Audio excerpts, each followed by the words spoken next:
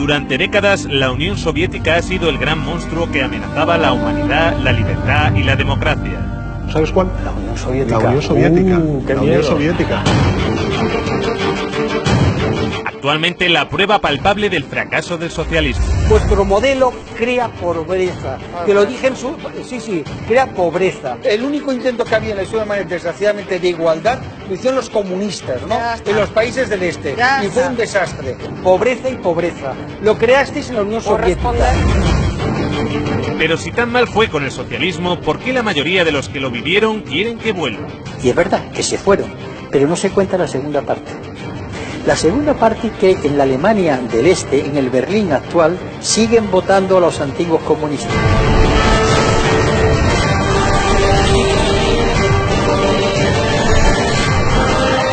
A continuación, vamos a ver lo que no nos han contado sobre la Unión Soviética.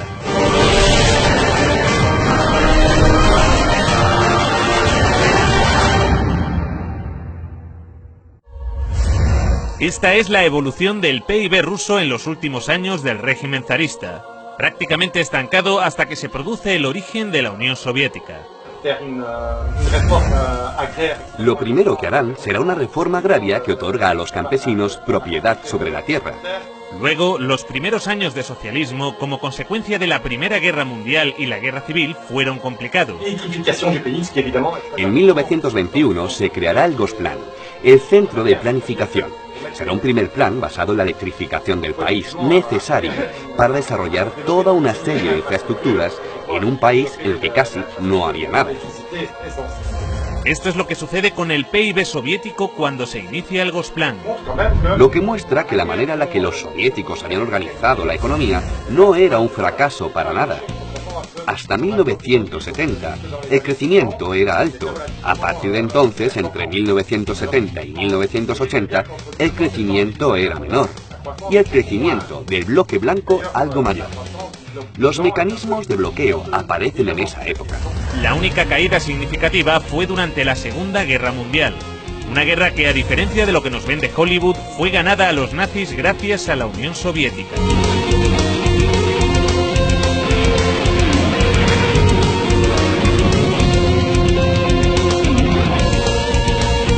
Stalingrado fue la primera gran victoria del ejército soviético. El triunfo del Volga es como un faro, el punto de inflexión de la Segunda Guerra Mundial. Solo en Stalingrado murieron más nazis que en todo el frente occidental junto. Europa y la URSS habían quedado devastadas tras la guerra. Elaboraron lo que más tarde se convertiría en el Programa de Recuperación Europea, que lograría levantar nuevamente a la Europa occidental. Europa necesitó que los Estados Unidos inyectaran cantidades ingentes de dinero para relanzar su economía. La Unión Soviética no. La URSS se desarrollaba más rápido que los países avanzados.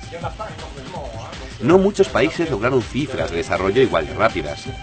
Algunos países de Asia del Este, tras la Segunda Guerra Mundial, lograron altos niveles de desarrollo, pero en la época era inigualable.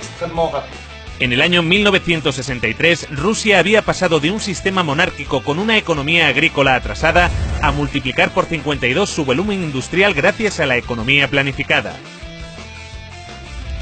La primera vez en la historia que un país alcanza tales cotas de desarrollo sin esclavizar o robar los recursos naturales de países subdesarrollados como hace Occidente.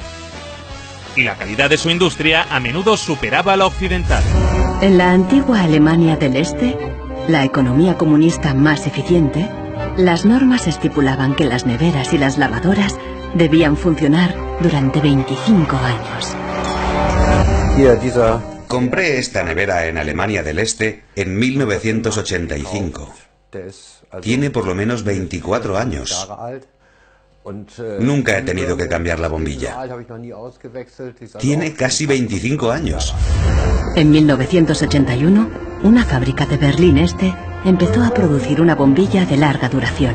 Los responsables de la fábrica presentaron la nueva bombilla en una feria internacional, en busca de compradores occidentales. Cuando los fabricantes de Alemania del Este presentaron estas bombillas de larga vida en la Feria de Hannover de 1981, sus colegas del oeste dijeron: os quedaréis sin trabajo. Los ingenieros de Alemania del Este dijeron: no, al contrario. Conservaremos nuestros trabajos si ahorramos recursos y no malgastamos tungsteno. Los occidentales rechazaron la bombilla. En 1989 cayó el muro de Berlín. La fábrica cerró y la bombilla de larga duración dejó de producirse. El socialismo logró también mejorar de manera notable la calidad de vida de los ciudadanos. La vida de los soviéticos mejora en muchas cosas: la educación, la salud, el trabajo, pero a cambio la gente paga un precio muy alto. Desde Moscú, los dirigentes del Partido Comunista gobiernan con mano de hierro los diferentes pueblos y naciones que forman la Unión Soviética. Junto a los errores y a veces horrores, los rusos comieron por primera vez con los comunistas. Tuvieron educación con los comunistas. Tuvieron sanidad con los comunistas. La esperanza de vida subió de 40 a 70 años en 4 décadas y la mortalidad infantil se redujo en casi un 90%. Entre 1920 y 1921 hay una hambruna terrible. La guerra destruye la agricultura y además la guerra se da en los territorios más fértiles. La economía planificada también logró resolver esto, tanto que el promedio de estatura aumentó, consecuencia de las mejoras en la alimentación tras la Segunda Guerra Mundial. Esta gráfica muestra los niveles de ingesta calórica per cápita en Europa y los Estados Unidos. Aquí abajo, España. Por encima de todos, la Unión Soviética. Crearon también el primer sistema sanitario universal y gratuito del mundo. Los servicios sanitarios actuales de la URSS son el resultado de 40 años de evolución, experiencias e investigación. Forman un sistema unificado que se extiende a todas las disciplinas sanitarias y cuyas ramificaciones alcanzan a todos los centros de población que constituyen las 15 repúblicas de la Unión, llegando hasta las más pequeñas y remotas aldeas y zonas agrícolas. En el año 1980, la URSS tenía más médicos y camas de hospital que los Estados Unidos de América. También crearon el primer sistema educativo universal y gratuito en el que se incluía la universidad. Todo el material escolar lo proporcionaba el Estado. En los años 70, la URSS tenía 5 veces más ingenieros titulados que los Estados Unidos. Y mientras los Estados Unidos pasaban la Gran Depresión con un 23% de paro, la Unión Soviética alcanzaba la plena ocupación. Sus oficinas de desempleo permanecieron cerradas hasta el año 88. Y las condiciones laborales no estaban nada mal. Con la Constitución Soviética de 1936 se estableció la jornada laboral de 7 horas, pudiendo verse reducida a 6 o incluso a 4 para las profesiones más duras. La jubilación era a los 60. Para los trabajos más duros podía llegar a adelantarse a los 50. Solo hacían falta 20 años cotizados para cobrar la pensión completa. Los sueldos se cobraban al 100% durante las bajas por enfermedad, y también tenías derecho a baja si tus hijos se ponían enfermos. La baja por maternidad duraba 1 año. De hecho, fue el país que consiguió las mayores cotas de igualdad entre hombres y mujeres.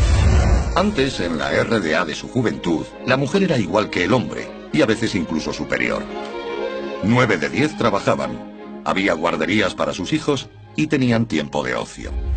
Este sistema de seguridad social serviría de inspiración a la socialdemocracia occidental, que llevaría a los Estados Unidos y a Europa a su mejor época de la historia en bienestar y derechos. Entre esos derechos están el acceso a un trabajo útil y remunerado, el derecho a unos ingresos suficientes para proveer de una adecuada alimentación, vestuario y esparcimiento, el derecho de cada familia a un hogar decente, el derecho a una cobertura médica adecuada y la posibilidad de tener buena salud y gozar de ella, el derecho a una adecuada protección ante los temores económicos vinculados con la vejez, la enfermedad, los accidentes o el desempleo. El derecho a una buena educación. Luego llegaron los liberales y empezaron a joderlo todo, pero esto es otra historia. Para el resto del mundo, el aporte científico de la Unión Soviética, incluso en economía, aunque no sea totalmente científica, es notable incluso para Europa. El virólogo soviético Viktor Sanov presentó su plan para erradicar la viruela ante la Organización Mundial de la Salud. Por primera vez en la historia, la humanidad lograba eliminar una enfermedad gracias a una campaña de vacunación en la que la Unión Soviética tuvo un papel fundamental. Fueron los primeros que lograron poner un satélite en órbita, el Sputnik. Los medios de comunicación de todo el mundo estaban embargados de emoción porque el hombre había podido llegar al espacio. El cosmonauta soviético Yuri Gagarin fue el primer hombre en viajar al espacio. Valentina Tereskova, la primera mujer. La Mir, la primera estación espacial. Incluso el primer teléfono móvil.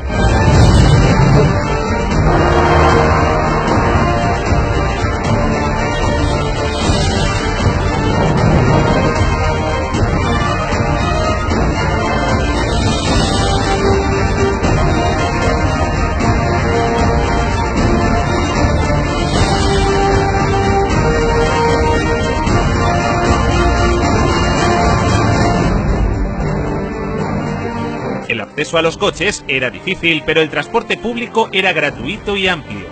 La red ferroviaria llegó a ser de las más grandes y desarrolladas del mundo. Nos enfrentamos al recorrido ferroviario más largo del mundo, el Transiberiano. Una sociedad que había logrado garantizar a todos los ciudadanos los bienes de primera necesidad. La vivienda, el agua, la luz o la calefacción no suponían más de un 30% del salario de un trabajador. Y si no podías permitirte una vivienda, el Estado te la regalaba. En la década de los 60 surgieron bloques de apartamentos en todas las ciudades soviéticas. Claro que estábamos contentos. Esperábamos esos apartamentos como el que espera a que el pastel salga del horno. Estábamos hartos de vivir con otras familias. Cuando nos mudamos nos pareció un paraíso. Vivimos aquí desde entonces y está muy bien. En Occidente, el socialismo causaba un enorme rechazo, entre otras cosas porque al no emitir casi deuda externa, los acreedores del FMI perdían una gran oportunidad de beneficiarse de la riqueza soviética. Sin embargo, mientras Reagan intentaba vender que el socialismo era un desastre, sus propios servicios de inteligencia le llevaban la contraria. En diciembre, un estudio de la CIA indicó que la URSS experimentó un crecimiento económico continuo y una mejoría en el nivel de vida de su población durante los últimos 30 años. Estos son 3 perros, uno americano, uno polaco y uno ruso. Están de visita, ahí el perro americano les explica cómo funcionan las cosas en este país. Y les dice, si la traes lo suficiente, alguien vendrá y os dará algo de carne. Y el perro polaco pregunta, ¿qué es la carne? El perro ruso pregunta, ¿qué es ladrar? La habilidad de la economía soviética para mantener su viabilidad ante la ausencia de importaciones es mucho mayor que la de la mayoría y posiblemente todas de las economías de otros países industrializados, asegura la CIA en su informe. Pero la aventura socialista llegaría a su fin. A principios de los años 70, las reformas de Kosygin empezaban a descentralizar la economía. Esto produjo que la economía se empezara a ralentizar. 15 años más tarde, Gorbachev, para arreglarlo, decide empezar a liberalizar más el mercado. En 1985, Gorbachev llega al poder y lanza la perestroika. Como él mismo decía, su intención era un socialismo a la sueca. Pero en lugar de relanzar la economía, lo empeoró más. En el año 89, el PIB de la URSS caía por primera vez en décadas. En marzo de 1991 se hizo un referéndum preguntando por la continuidad de la Unión Soviética. Los ciudadanos votaron a favor de mantener la Unión con casi el 80% de los votos. Pero Boris Yeltsin y los Chicago Boys tenían otros planes. Esto sucedió a pesar de un referéndum en el que la mayoría de la población votó por la conservación de la Unión Soviética. En agosto de ese mismo año, una facción del Partido Comunista dio un golpe de Estado. Según la agencia de prensa soviética TASS, el presidente soviético Mikhail Gorbachev ha renunciado a su cargo y ha sido sustituido por Gennady Yanin. Lo que están haciendo es engañar vilmente al pueblo. Esto es un golpe anticonstitucional. El golpe fracasó, pero debilitó lo suficiente al gobierno para iniciar el desmantelamiento de la Unión Soviética encabezado por Boris Yeltsin. Estábamos defendiendo una Rusia libre, y el símbolo de esa Rusia libre era Yeltsin. Un proceso que ya parecía irreversible desde hacía 2 años cuando se produjo la emblemática caída del muro de Berlín. Algo que hoy se recuerda como un gran logro de la humanidad.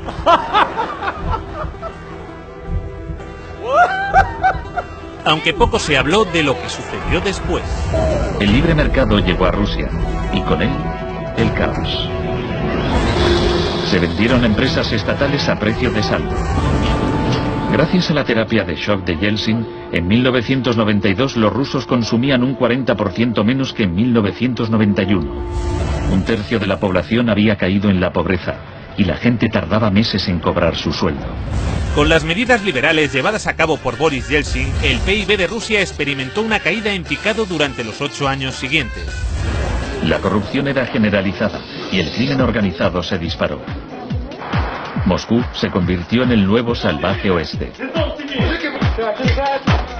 Eso sí, han construido unos rascacielos de puta madre en Moscú. Se pusieron a la venta más industrias estatales, y así nació una nueva clase de empresarios multimillonarios con influencia política, los oligarcas. En 1998, el 80% de las granjas rusas estaba en quiebra, y 70.000 fábricas estatales habían cerrado. Era pobreza, pobreza y pobreza. En 8 años, el número de pobres había aumentado en 72 millones, mientras Moscú pasaba a ser la ciudad del mundo con más multimillonarios. La pobreza se disparó también en los países miembros y satélites de la URSS. La antigua RDA fue una de las regiones que salió mejor paradas, pero también experimentó algunos retrocesos, especialmente en los derechos de las mujeres. Mujeres de la RFA piden que se apliquen las leyes que protegen a las mujeres en la RDA. Una época cómoda que termina con la caída del muro en noviembre de 1989.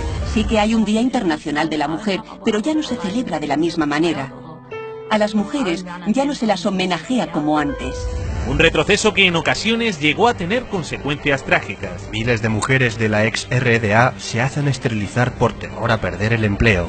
Las regiones que están más al sureste de Europa o las próximas al Cáucaso pasaron a convertirse en países cuasi tercermundistas. La desintegración de la Unión Soviética ocasionó el colapso de la seguridad social de la que gozaban antes las personas mayores.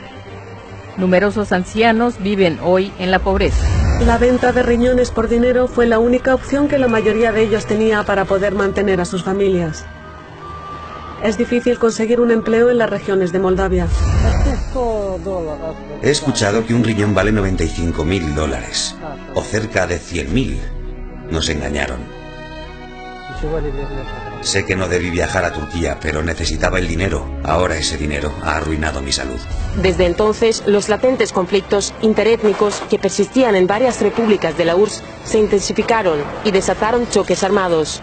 Según diferentes datos, estos enfrentamientos se cobraron las vidas de decenas de miles de personas. Millones tuvieron que refugiarse. En Rumanía, ahora es habitual ver a niños viviendo en la indigencia en las calles de Bucarest.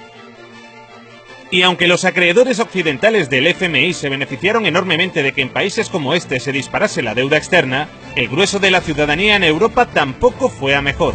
En Europa hay 123 millones de pobres, pero los milmillonarios han continuado creciendo. Por alguna razón, desde la caída del muro de Berlín, en Europa no hemos parado de perder derechos y calidad de vida. Esa gran amenaza que se llamaba el comunismo y que estaba allí, obligó a los conservadores de aquí a tomar una serie de medidas. Dijeron, o les damos escuela y les damos sanidad y algo más, o aquellos del otro lado nos van a comer el turno. Cuando cayó el telón de acero, esta amenaza desapareció. Y dijeron, bueno, ya no tenemos por qué darles nada, porque no existe la amenaza. Pero como la URSS y Yugoslavia no existen ya... Mientras, los que vivieron el socialismo en primera persona a menudo lo añoran. Cuando se cambió aquello y se encontraron que tenía que pagar la calefacción, la electricidad, etcétera, etcétera. Una encuesta publicada en 2014 revela que el 60% de los rusos quieren que vuelva la Unión Soviética. Y es verdad que se fueron, porque tenían enfrente un escaparate, pero no se cuenta la segunda parte. La segunda parte que en la Alemania del Este, en el Berlín actual, siguen votando a los antiguos comunistas. En las elecciones federales de Alemania, el nuevo Partido Socialista Unificado de la antigua RDA gana en los distritos de Berlín que pertenecían a la zona soviética. De hecho, se habla sobre todo con nuestros abuelos. Ellos nos cuentan lo que vivieron. Y en general lo hacen de forma positiva. En esa época había menos gente muy rica y todos los demás eran iguales. La riqueza se distribuía de manera equitativa. Había una justicia social. No es como hoy en día, que hay familias con menos recursos cuyos hijos no tienen grandes oportunidades. En Asia Central, esta añoranza es aún mayor. ¿Qué opinas de tu actual generación? Nos hemos quedado huérfanos. Los países se separaron y nos perdimos. Quizá en 20 años hayan desaparecido. Creo que las cosas iban mejor antes, en la Unión Soviética. En el mejor de los casos, solo unos 600 aldeanos aún viven aquí. Pero cuando Kirguistán formaba parte de la Unión Soviética, la gente de todas partes de la República deseaba venir a este lugar. Todo funcionaba. Las fábricas, las plantas. Las personas vivían de manera igualitaria. Al comparar, yo elegiría el estado en el que vivía cuando tenía 7 años. Con la llegada de Putin al poder, la economía empezó a recuperarse. Se redujo la pobreza y la criminalidad. Pero los niveles de bienestar jamás regresaron. La desigualdad sigue en los niveles de la época de Yeltsin. La tasa de mortalidad en Rusia aún está muy por encima de los niveles de la era soviética. Y esto es en parte debido al deterioro del sistema sanitario, que ahora es de pago. No tuve que pagar por la escuela y la universidad, pero recibíamos una buena educación. Nos curaban de forma gratuita. En julio de 2010 murió de cáncer, mi prima. No pudo encontrar 30.000 rublos para una operación. Estuvo acostada varios meses. Las dolorosas inyecciones también las tuvo que pagar. De manera que sí, todo un logro la caída del comunismo. Un logro de la hostia.